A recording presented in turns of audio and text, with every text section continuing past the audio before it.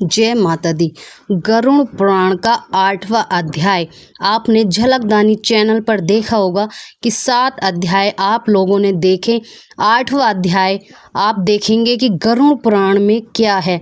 आगे जानने से पहले चैनल को सब्सक्राइब करें दोस्तों, ताकि आपको पूरे के पूरे अध्याय गरुड़ पुराण सरल हिंदी में जानने का मौका मिलेगा। कहते हैं गरुड़ पुराण ने जो गरुड़ पुराण उपास्य है, गरुड़ पुराण जी ने कहा, हे तात, मनुष्य के हित की दृष्टि से आपने बड़ी उत्तम बात पूछी है। धार्मिक मनुष्य के लिए करने योग्य जो कृत्य है वे सब कुछ मैं तुम्हें ही कहता हूँ।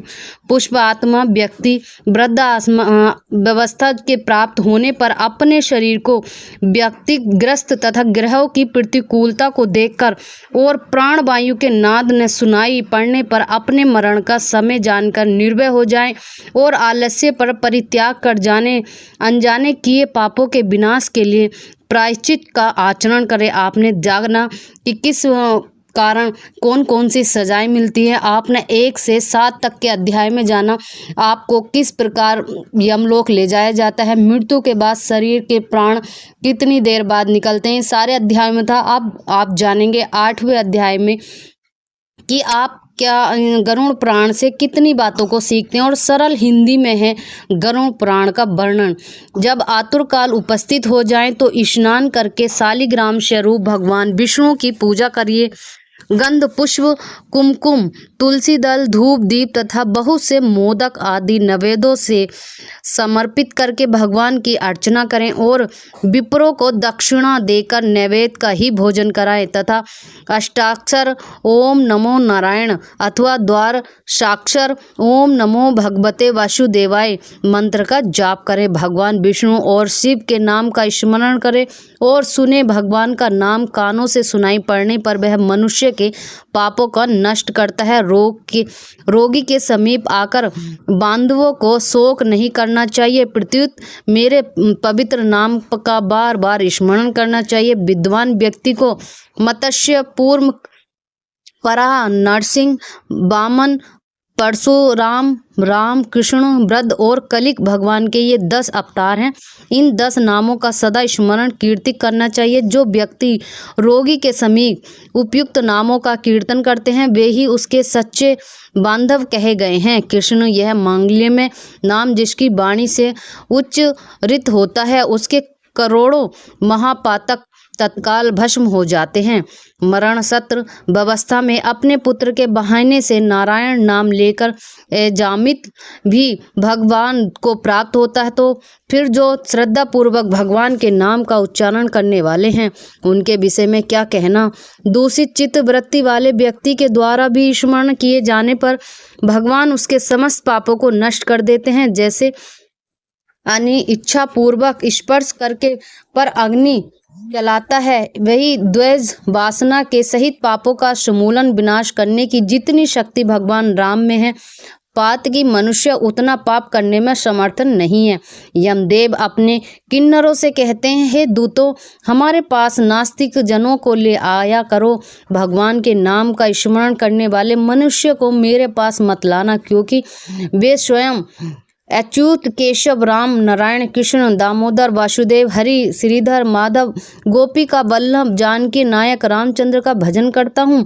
हे दूतों, जो व्यक्ति हे कमलायन, हे वासुदेवाय, हे विष्णु, हे धरीधर, हे अच्युत, हे शंख चक्र पाणिक, आप मेरे शरणादाता हो, ऐसा कहते हैं, उन निष्पाप व्यक्ति को तुम दूर से ही छोड़ देना। हे दूतों, जो निष्कर्चन और रक्ष परमहंसों के द्वारा निरंतर ऐश्वास्तिक भगवान मुस्कंदर के पादबिंद मकरंद रस के विमुख हैं, हे अर्थात भगवान भक्ति से विमुख हैं और नरक के मूल गृहस्थी के पंचवंच में तृपा से वृद्ध हैं। ऐसे सत्पुरुषों को मेरे पास लाया करो, जिनकी चिन्ह है भगवान के गुण और नाम का कीर्तन नहीं करती, चित्त भगवान के चरणाबिंद का स्मरण नहीं करता, सिर एक बार ही भगवान को प्रणाम नहीं करता, ऐसे विष्णु के आराधना, उपासना आदि कृत्यों से रहित असत्य पुरुषों को मेरे पास ले आओ। इसलिए हे पक्षीनंद,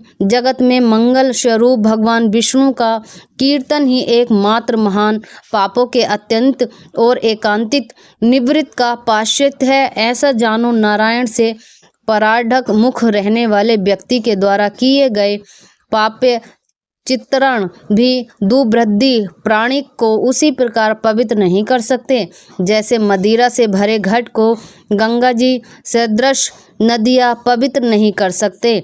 भगवान कृष्ण के नाम स्मरण से पाप नष्ट हो जाने के कारण जीव नरक को नहीं देखते और स्वयं में ही कभी यम तथा यमदूतों को नहीं देखते।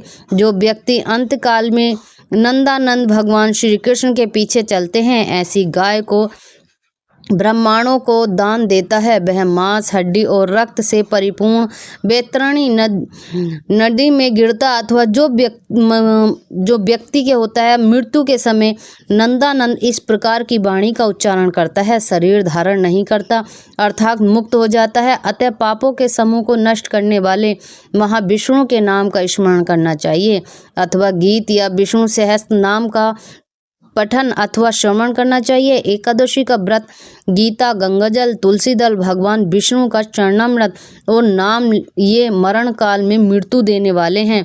इसके बाद घृत और सुवर्ण सहित अन्नदान का संकल्प करें। क्षेत्रीय ध्वज वेद पाठी ब्राह्मण को सप्तसा गो का दान करे। हे ताक्षिय, जो मनुष्य अंत काल में थोड़ा बहुत दान देता है और पुत्र उसका अनुमोदन करता है, वह दान अक्षय होता है। सत्य पुत्र को चाहिए कि अंतकाल में सभी प्रकार का दान दिलाए। लोक में धर्म पुरुष इसलिए पुत्र के लिए प्रार्थना करते हैं। भूमि पर स्थित आंधी आंखें मूंदे हुए पिता को देखकर पुत्रों को उनके द्वारा पूर्व सहित धन के विषय में तृणा नहीं करनी चाहिए।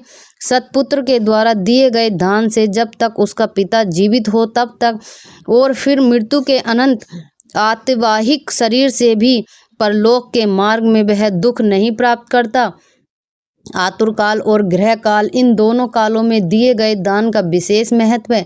इसलिए तिल आदि अष्टदान अवश्य देने चाहिए। तिल, लोहा, सोना, कपास, नमक, सतधान्य, धान, जौ, गेहूं, उड़द, काकुन या कंगुनी और चना ये सतधान्य कहे जाते हैं। भूमि और गाय, इनमें से एक एक का दान भी पवित्र करने वाला है। यह अष्ट महादान महापातकों का नाश करने वाला है, अतः अंतकाल में इसे देना चाहिए। इन दानों को जो उत्तम फल है उसे सुनो। 3 प्रकार के पवित्र तिल मेरे पसीने से उत्पन्न हुए हैं। असुर, दानव और दैत्य तिल दान से तृप्त होते हैं।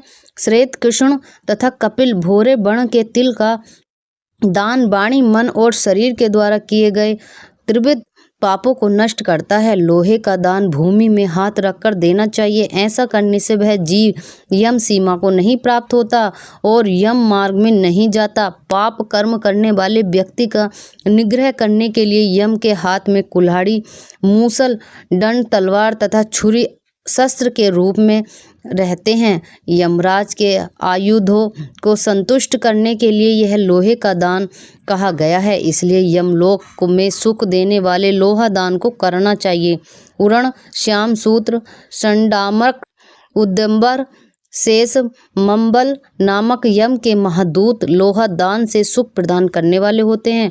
हिताक्षय परम गोपनीय और दानों में उत्तम दान है और जिसको सुनने देने से भूलोक, भुवलोक, अंतरिक्ष और स्वर्गलोक के निवासी अर्थात मनुष्य, भूत, प्रेत तथा देवगण संतुष्ट होते हैं। ब्रह्मा आदि देवता, ऋषिगण तथा यमराज के सभासद श्रणदान से संतुष्ट होकर वर प्रदान करने वाले होते हैं। इसलिए प्रेत के उद्धार के लिए स्वर्ण दान करना चाहिए। हे तात, स्वर्ण का दान देने से जीवन यमलोक नहीं जाता, जीव यमलोक नहीं जाता है, उसे स्वर्ण की प्राप्ति होती है।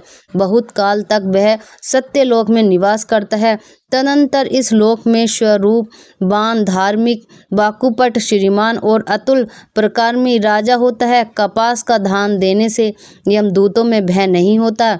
लवण का दान करने से यम से भय नहीं होता। लोहा, नमक, कपास, तुल और स्वर्ण के दान से यमपुर में के निवासी त्रिगुप्त आदि संतुष्ट होते हैं। सप्त धान्य प्रदान करने से धर्मराज और यमपुर के तीनों द्वार पर रहने वाले अन्य द्वारपाल भी प्रसन्न होते हैं। धान, जौ, गेहूँ, मूंग, उड़द, काकुन या कुंगनी और सातवा चना ये सब धान्य कहे गए हैं। जो व्यक्ति गोचर मार्ग 100 गाय और 1 बैल जितनी भूमि पर स्वतंत्र रूप से रह सकें, विचरण कर सके, उतने विस्तार वाली भूमि गोचर कहलाती है। इसका दान समस्त पापों का नाश करने वाले हैं।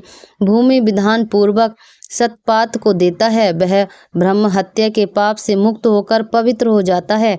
ऐसा मुनीश्वरों ने देखा है। राज्य में किया हुआ अर्थात राज्य संचालन में राजा से होने वाले महापाप वह व्रतों से, न तीर्थ सेवन से और न अन्य किसी दान से नष्ट होता है, अपितु वह तो केवल भूमि दान से ही विलीन होता है। जो व्यक्ति ब्रह्मांड को धान्य पूर्ण पृथ्वी का दान करता है, वह देवता और असुरों से पूजित होकर इंद्रलोक में जाता है। हे गरुण, अन्य दानों का फल अत्यल्प होता है, किंतु पृथ्वी दान का पुष्प दिन प्रतिदिन बढ़ता जाता है। भूमि का स्वामी होकर भी जो ब्राह्मण को भूमि नहीं देता, वह जमानतर में किसी ग्राम में एक कुटिया तक भी नहीं प्राप्त करता है। जो जन्म जन्मांतर में अर्थात प्रत्येक जन्म में दरिद्र होता है, भूमि का स्वामी होने के अभिमान में जो भूमि का दान नहीं करता, वह सब तक नरक में निवास करता है। सब तक शेष नाग पृथ्वी को धारण करते हैं। इसलिए भूमि के स्वामी को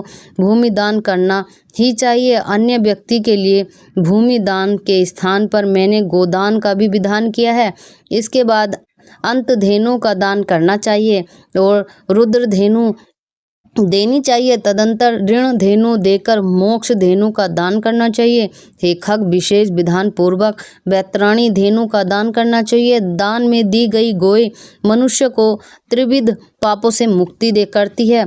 बाल्यावस्था में, कुमारावस्था में, युवावस्था में, वृद्धावस्था में अथवा दूसरे जन्म में, रात में, प्रातःकाल, मध्य, अपरवाह और दोनों संध्या कालों में शरीर, मन और वाणी से जो पाप किए गए हैं, वे सभी पाप तपस्या और सदाचार से युक्त वेद विद ब्राह्मणों को उपस्कर युक्त दान सामग्री सहित सस्ता और दूध देने वाली कपिला गो के एक बार दान देने से नष्ट हो जाते हैं। दान में दी गई वह गो अंतकाल में गौ दान करने वाले व्यक्ति का संचित पापों से उद्धार करते हैं। ईश्वर चित्र अवस्था में दी गई एक गो, आतुर अवस्था में दी गई 100 गाय और मृत्यु काल में चित्त वर्जित व्यक्ति के द्वारा दी गई 1000 गाय तथा मरणोत्तर काल में दी गई विधि पूर्वक 1 लाख गाय के दान का फल बराबर होता है। यहाँ स्वस्था में गौ दान करने का विशेष महत्व बतलाया गया। तीर्थ में सतपात्र को दिए गए 1 गाय का दान 1 लक्ष्य गोदान के तुल्य होता है। सतपात्र में दिया गया दान लक्ष्य गुना होता है। उस दान से दांतों को अनंत फल प्राप्त होता है और दान लेने वाले पात्र को प्रतिग्रह दान लेने का दोष नहीं लगता। स्वास्थ्य और हम होम करने वाला तथा दूसरों के द्वारा पटकाए गए अंतर को न खाने वाला अर्थात स्वयं बाकी ब्रह्मांड अंतपूर्ण पृथ्वी का दान लेकर ही प्रतिग्रह दोषों में लिप्त रहता है। विष और शीत को नष्ट करने वाला मंत्र और आग की क्या दोष के भागी होते हैं। अपात्र को दी गई वह गाय दाता को नरक में ले जाती है और अपात्र प्रतिग्रहिता को 101 पीढ़ी के पुरुषों के सहित नरक में गिराती है। इसलिए अपने कल्याण की इच्छा करने वाले विद्वान व्यक्ति को अपात्र को दान नहीं देना चाहिए। एक गाय एक ही ब्राह्मण को देनी चाहिए। बहुत ब्राह्मणों को एक एक कदापि नहीं देनी चाहिए। वह गो यदि बेची या बांटी गई तो 7 पीढ़ी तक के पुरुषों को जला देती है। हे खगेश्वर, मैंने तुमसे पहले वैतरणी नदी के विषय में कहा था, उसे पार करके उपाय भूत गौदान के विषय में तुमसे कहता हूँ। काले अथवा लाल रंग की गाय को सोने के सींग, चांदी के खुर और कांसे के पात्र की ही दोहनी से सहित हो 2 काले रंगों के वस्त्रों से आच्छादित करें, उसे खंड को घंटा बांधे तथा कपास के ऊपर वस्त्र सहित तमपात के स्थापित करके वहां लोहा दंड सहित सोने की यम मूर्ति की स्थापित करें और कांसे के पात्र में घृत रखकर यह तांबा पात्र के ऊपर रखें। ईख की नींव बनाकर उसे रेशमी सूत से बांधकर भूमि पर गड्ढा खोदें एवं उसे जल भरकर इस ईख की नाव उसमें डालें। इसी समीप सूर्य के देह के उत्पन्न धेनु की खड़ी करके शास्त्रीय विधि विधान से उसकी पूजा दान का संकल्प करे। ब्राह्मणों को अलंकार और वस्त्र का दान करे तथा गंध पुष्प अक्षत्र आदि से विधि पूर्वक गाय को पूजा करे। गाय की पूंछ को पकड़कर ईख की नाव पर पैर रखकर ब्राह्मण को आगे करके इस मंत्र को पढ़ें। हे जगन्नाथ, हे शरणागत वत्सल भगवान, सागर में डूबे हुए शोक संतान की लहरों में से सुख प्राप्त करते हुए जनों के आप ही रक्षक हैं। हे ब्राह्मण सेठ विष्णु रूप भूमि द्वारा आपका उद्धार कीजिए। मैंने दक्षिण के सहित यह बैतराणी रूपी गाय आपको दे दिया। आपको नमस्कार है। मैं महाभय यम मार्ग से योजन विस्तार वाली बैतराणी नदी को पार करने की इच्छा से आपको बैतराणी गाय का दान देता हूँ। इसको नमस्कार है। हे बैतराणी, हे धेनु, हे देवसी, यम द्वार के महामार्ग में बैतराणी नदी को पार करने के लिए आप मेरी समीक्षा करिए। आपको नमस्कार है। मेरे आगे भी गौ हो, मेरे पीछे भी गौ हो, मेरे हृदय में भी गौ हो और मैं गौओं के मध्य में निवास करूं। जो लक्ष्मी सभी प्राणियों में प्रतिष्ठा है तथा जो देवता में प्रतिष्ठा है वे ही धेनु रूपा लक्ष्मी देवी मेरे पाप को नष्ट करे। इस प्रकार मंत्रों से भली भांति प्रार्थना करके हाथ जोड़कर गाय और यम की प्रतीक्षा करें। सब कुछ ब्राह्मण को प्रदान करे। हे खग, इस विधान से जो बैतराणी धेनु का दान करता है वह मार्ग धर्म मार्ग से धर्मराज की सभा में जाता है। शरीर की स्वस्था में ही बैतराणी विषय है। व्रत का आचरण कर लेना चाहिए। बैतराणी पार करने की इच्छा से विद्वान को बैतराणी गाय का दान करना चाहिए। हे खग, बैतराणी गाय का दान करने से महामार्ग में वह नदी नहीं आती, इसलिए सर्वदा पुष्प काल में गोदान करना चाहिए। गंगा आदि सभी तीर्थों में ब्राह्मणी को निवास स्थानों में चंद्र और सूर्य ग्रहण काल में, संक्रांति में, अमावस्या तिथि में, उत्तरायण और दक्षिणायन, कर्क और मकर संक्रांतियों में, विष्णु अर्थात मेष तथा तुला की संक्रांतियों में, व्यतिपात योग में, युगादि तिथियों में यथा अन्य पुष्प कालों में उत्तर गौदान देना चाहिए। तभी सब ही श्रद्धा उत्पन्न हो जाए, तब भी दान के लिए स्वपात्र प्राप्त हो जाए। वही समय दान के लिए पुष्प काल है, क्योंकि संपत्ति अस्थिर है, शरीर नक्षत्र संपदा सदा रहने वाली नहीं है और मृत्यु प्रतिक्षण नष्ट